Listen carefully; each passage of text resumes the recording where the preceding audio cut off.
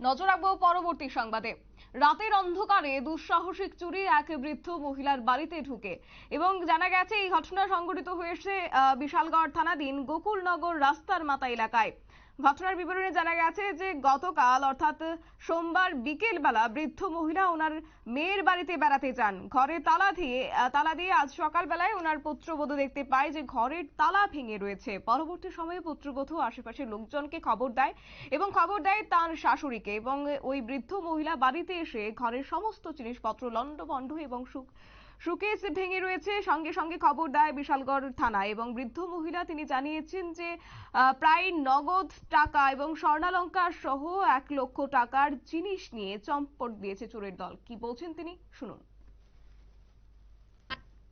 আরে কালকা সকালবেলা আমি মায়ের বাড়িতে গেছিলাম, তো এই সকালবেলা কালকা রাত্রে চুরিটা হয়েছে। সকালবেলা বউ আসলো ঘর, বউ সকালে আয়া দেখে ফিরদুগার ভাঙ্গা এই সব দুনিয়া লন্ড কইরা। আমার কিছু টাকা আসিল, টাকা নিচে কিছু সোনা গনা ছিল, এটি নিচে। কত টাকার জিনিস লাখ কানি করবো। আচ্ছা, পুলিশ খবর দিয়েছেন নি? ওখানে দিছি না, ওই পুলিশ লেখে ওখানে ফাড়ান। কোন জায়গা এটা? গোকুলনগর রাস্তার মাথা।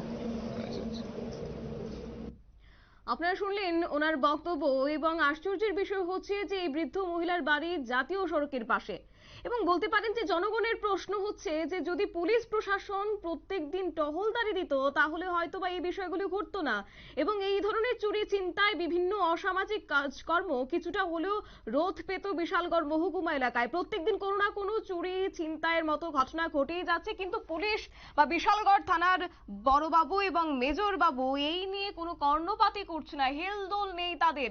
কেন এই বিষয়গুলো হচ্ছে, কেন দায়িত্বে গাফিলতি রয়েছে, এই প্রশ্ন কিন্তু থেকে যাচ্ছে এবং জনসাধারণও একই প্রশ্ন তুলছে।